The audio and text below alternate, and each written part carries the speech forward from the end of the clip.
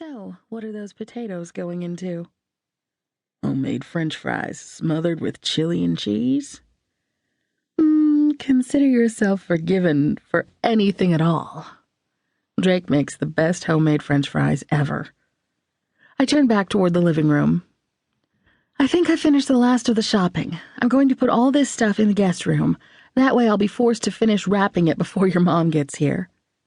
I mentally ticked off other things on my to-do list as I carried my bags into the newly remodeled section of the house, hoping I could fit it all into the following week. The baking for the annual neighborhood cookie swap could wait, as would the final touches on the luminarias for the yard decoration. We lived in the old Albuquerque Country Club neighborhood, and a big tradition in the city is that our neighborhood is decorated to the max, so everyone else in town can drive through and stare at us. My parents did it when I was a kid, and apparently the tradition goes back at least a generation beyond theirs. My neighbor to the south, Elsa Higgins, is like a surrogate grandmother to me, and she's decorated her yard annually for the 50-some years she's lived in that house. The tour thing has grown over the years. It used to be that folks just climbed into their cars and drove around. Now there are city bus tours, sold out weeks in advance, and the police place barricades so the tour can only follow certain streets, ours being one of them. Hun, telephone.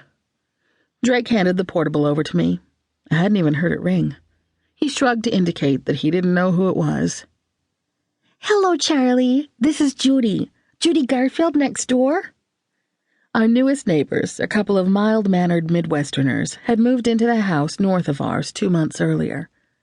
The adjustment from life in one of the better suburbs of Chicago to the southwest was coming as a bit of a culture shock to them. I just heard about the decoration requirements. I don't know what some of this stuff is, she said. It's probably only in the Southwest that a brown paper lunch sack, some sand, and a votive candle can be considered beautiful, but that's how we do it. I explained to her that they could either make their own or buy them ready-made and delivered from the Boy Scouts or other groups that sell them. Well, she hesitated. Wilbur is really getting into the holidays this year, with everything being so different and all. Could you show us how to make them? I added one more thing to my to-do list. Sure. I think Drake wants to make ours, too. We can have a lesson on it in the next few days. We hung up after setting a time to work on luminarias the next afternoon. I closed the door to the guest room, leaving the pile of shopping bags in the middle of the bed, out of sight. I changed from the wool slacks and fluffy sweater I'd worn shopping into jeans and a sweatshirt before rejoining Drake in the kitchen. Rusty was supervising the dinner preparations, making sure any tidbits that fell to the floor were swiftly dispatched. Boy, those fries smell good, I told my husband, wrapping my arms around his middle and resting my face against his back. Are they almost ready? 5 more minutes. I poured you some wine. He indicated a glass standing on the counter. I sat at the kitchen table and took a sip while he stirred the green chili sauce simmering in a pan on the burner. I watched him pull the basket of fries out of the deep fryer and prop them onto the side to drain. He set 2 dinner plates on the counter and reached for a bag of grated cheddar. Rusty whimpered, but I managed not to. Forgot to tell you, Elsa called while you were out shopping. Busy day with the telephone, huh? Wish they were business calls instead. He divided the fried potatoes between the 2 plates, then shook the shredded cheese over them. It began to melt instantly against their heat.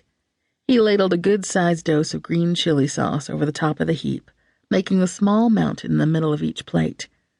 I pulled flatware and napkins from a drawer and met him back at the table. Wow, am I ever hungry. Braving the mall during the Christmas season is tough work.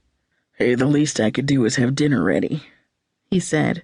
Shopping is not Drake's strong suit. I should probably get a little something extra for your mom now that she'll be here. I hope that was all right, my asking her without checking first. Just don't ever do it again, I teased, poking at him with a cheese-coated French fry. As punishment, you have to help with everything that needs to be done before Christmas. I told him about Judy's call and the planned sacks and sand operation for the next day. I'll go get the supplies and some spare light bulbs. Everything looked okay.